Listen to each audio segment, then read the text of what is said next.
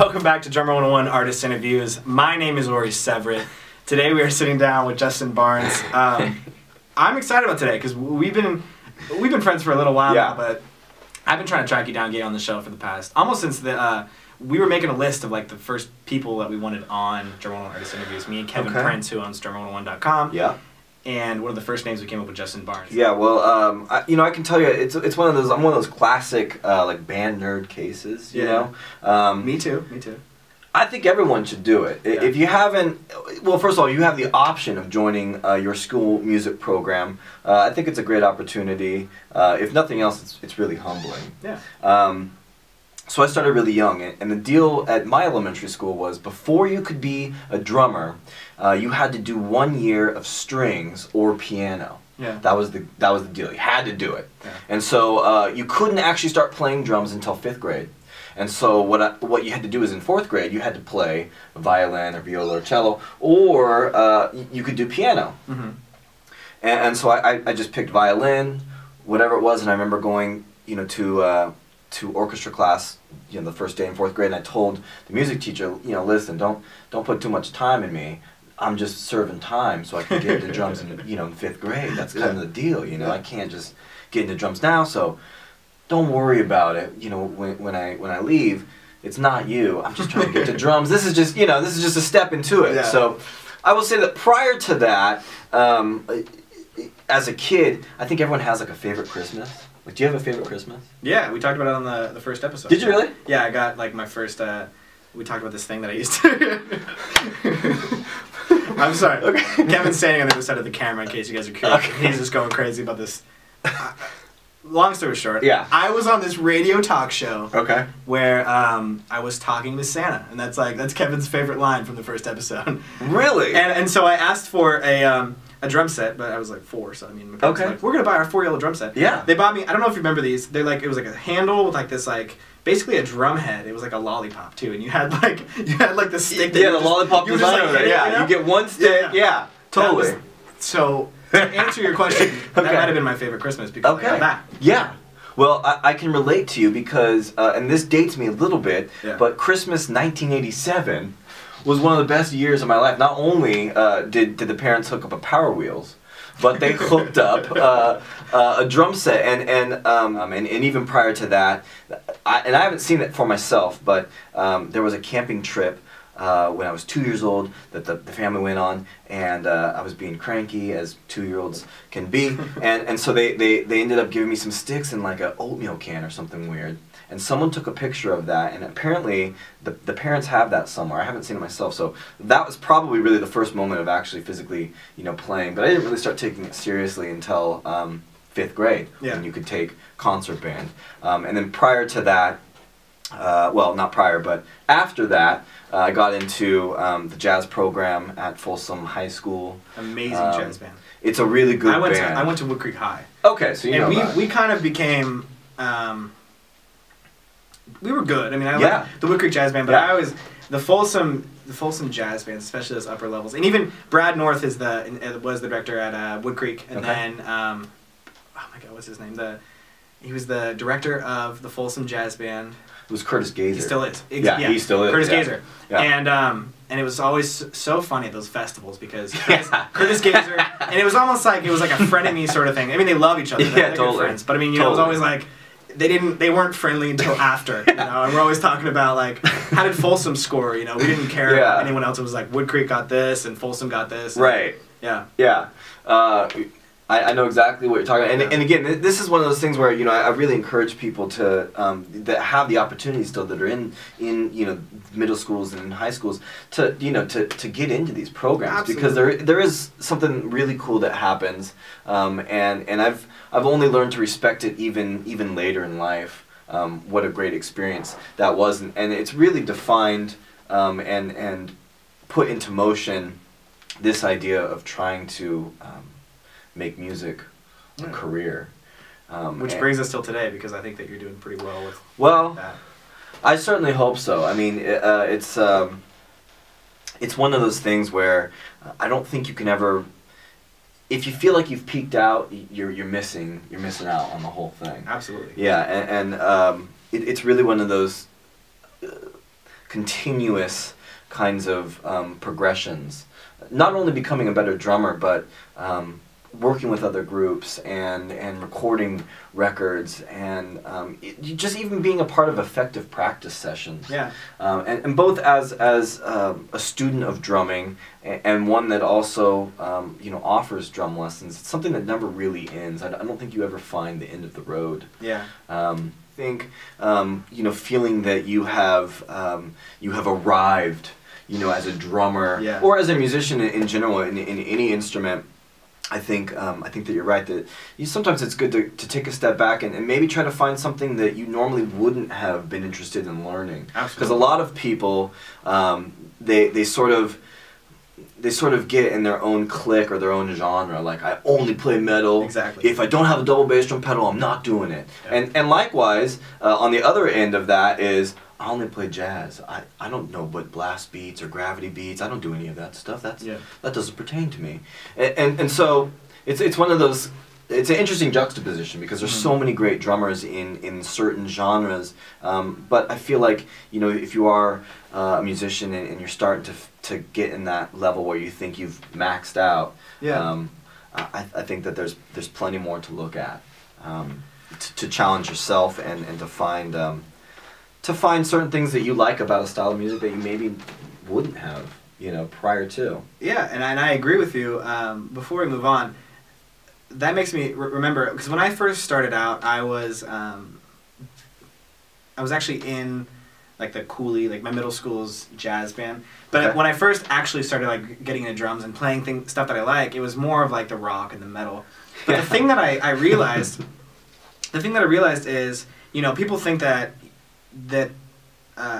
from genre to genre it's very black and white, but I was doing like these crazy fills in some hardcore song, right. And then I would go, high school comes around, I'm in like it's 6:45 in the morning, I'm sitting in front of the band and in Brad North, and I was like I have to put a fill in Wind Machine, and I did like the same fill, just like a little bit softer, right. This metal thing, and it was like it worked perfectly, and vice versa, like every once in a while there's like some crazy jazz fill that I'm like I just throw that into the band that I'm in is more of like soul, and right. You put a jazz fill in the soul song on the drums, it's like, so there's this gray area where it's just like, and I guess my point is, knowing multiple genres, you're pulling from a bunch of different stuff to totally. Whatever you're playing, whatever genre it is. Absolutely. Which is, I think, what makes somebody a good all-around drummer. It was kind of this network of friends, and we actually still all hang out quite often.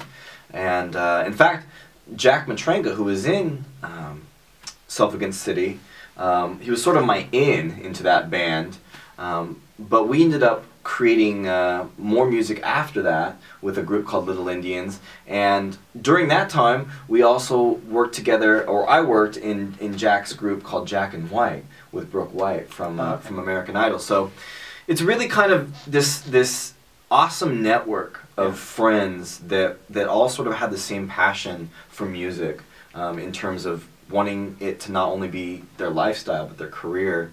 And again, it's one of those things, for musicians and for drummers, one of the greatest skills that you can really have is networking, is networking Absolutely. With other people. Yeah. These days, when you're looking at bands and stuff, like the Craigslist stuff, because a lot of bands and a lot of independent musicians, they constantly look to Craigslist as kind of this like musicians union network. Yeah. Like what gigs are available. Yeah. And I always kind of laugh just a little bit because unlike most industries, like most jobs, what cracks me up is that they always ask, do you have reliable transportation? Yeah. Do you have pro gear? Is your look awesome? Before like anything, like, do you know how to read music? How long have you been playing? Have you even been in a band? Yeah. I mean, would you say you're a musician? It's like, those are the first things, like, do you have a car? Can you help pay practice rent, or can we get a ride? What's going on here? We don't really want you to actually play in the band. Yeah. We just want you to take us there. Gotta have a car, gotta have pro gear. Alright, so let's talk about what you've been doing recently. And I've been kind of seeing a lot of stuff. Haven't been hearing a lot of it, but I've been seeing, like, especially through your Facebook and stuff. I was looking for this is how we're gonna get into this. Okay. I was looking for a photo for a cover. Okay. This week on Drummer 101 Artist Interviews, 118 Justin Barnes. Mm-hmm. And I found you at raves. It looked like I've seen you in like a bodysuit that was like that was like conforming. There was an Easter bunny in the background. Yeah. So explain what I was looking at. So yeah, about that Facebook page. Yeah. So really, what's been happening lately, and really for the last like couple years, I've been playing with DJs in nightclubs. Okay. And it has been a really, really great experience. I used to go to clinics, drum clinics, and I still go to drum clinics, but I always remember the clinics, you know, these big top drummers, the guys that I would, you know, idolize as a kid. They'd always say, and all of them, without fail, would always mention at some point, you know, if you want to get paid, you play the 4 on the floor, and you're in. If you can play 4 on the floor, you got it. Anything else, no one cares about anything else. And they'd always say that. And I remember sitting at these clinics and just being like, man, but that's so boring, you know? Like, I'm here to see cool fills and show me how to fill over bar lines and all the cool stuff that you did, you know? Show me that stuff. Like, 4 on the floor, what are you talking about, you know? And I didn't. For years, I had no idea what that actually meant. And then I started playing with DJs. And I started finding out that people, they like to dance to 4 on the floor. They like that. And it's the easiest for people to move their bodies to. Pretty much, and so I've been playing a lot of house music. And I'll tell you that for those that are interested in practicing that kind of stuff, I would recommend setting your metronome to 128 beats per minute, and just playing 4 on the floor, and that's really what I've been doing. I've had a great experience with it these last 3 years. I've been working with a group called Rock and Rhyme, with my good friend Nick Wilrich and DJ Matt Cali. Those are the guys that really brought me into it. And it was actually... I had a dog when I was young called DJ Matt Cali. Did you really? No. Okay. But well, Matt Cali is a great guy. Yeah. Matt doesn't even have a dog, but if he did, maybe he'd call it. I mean, I don't know. What's interesting about that though is that Nick Wilrich had an event here in Sacramento. It was called Rock and Rhyme, and what he wanted to do was have rock bands play with hip hop acts and DJs. And so Self Against City actually was one of the rock acts on that bill for Rock and Rhyme. And that's actually how it came to be. I was playing with Self Against City, and Nick pulled me aside and said, hey, you know, would you be interested in playing with a DJ? You ever thought about it? I said, I've never thought about it, but I would love to at least check it out. I mean, I don't know the first thing about it. I knew nothing about it at the time. I didn't know anything about that whole culture, really, of music. And so the last 3-4 years, that's what I've been doing, and I've had the absolute privilege and pleasure of playing some really, really great venues. Some of them in Las Vegas, some of them in San Diego, Los Angeles, Chicago, and it's been just such a strange experience, because it was like one of the last things I'd ever thought about. Like, you know, as Self Against City was kind of wrapping up, I was kind of thinking, well, you know, what am I going to do? Am I going to get another band? But what's it going to be? And this opportunity kind of presented itself, and I said, well, you just see what happens. And I thought maybe this would be like a 6-month thing, but it's turned into something much larger than that. And what's great about it is that it's not... I thought it was going to be a fad. That was my worry. Like, this is good for 6 months, and they'll want to move on and do something else. The thing is that when you have a fad, it means that there's a group of people that always come to see that thing. And I've just been recently learning that that's no longer the case anymore. There's no certain group that says, I'm only going out to see a DJ and a drummer and nothing else. You know? So, just recently, we talked about this at the beginning of the interview. You've been busy for the past like week or so. What have you been up to? What was that all about? You've been flying, you've been gigging. What was that? Yeah, I had the great opportunity to play with Brooke White, and I obviously thank Jack Matranga and Brad Furman, you know, for allowing the opportunity for me to play. Brooke's drummer, his name's Adam. He's an awesome guy. He and his wife were actually expecting a baby, and it turned out day before the first rehearsal, the baby actually came. Oh, wow. So he played it right in saying that, you know, he was going to kind of take the first part of January off and see what see what happens with the baby. He wanted to be there for that. And so because I helped with the first EP, they called and asked if I would be interested, and I thought it would be a great challenge. We're better getting love, so. Oh, okay. Yeah. I thought it was a great challenge, so I decided to, you know, to do it, and we played out in Arizona. Did 2 rehearsals in LA, and it was a great trip. So I just got back from that, and now we're here hanging out. And right after this, I'm gonna go hang out with Adam Roth, who is a current contestant on American Idol. You were up to a lot of stuff today, huh? Just trying to stay busy. You know, if you want to be a working musician, the best thing you can do is be busy. Yeah. And so for that, I'm lucky to be staying busy like that. Well, awesome, man. Thank you.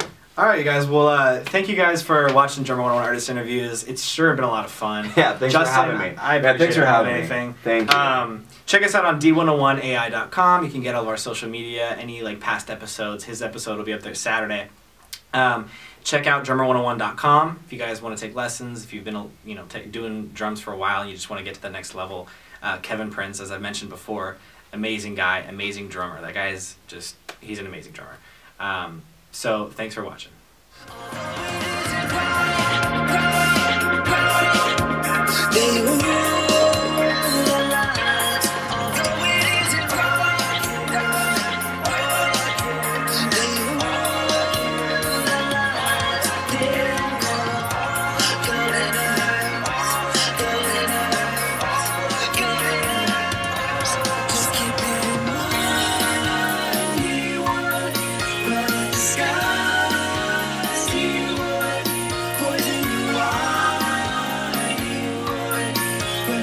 Love.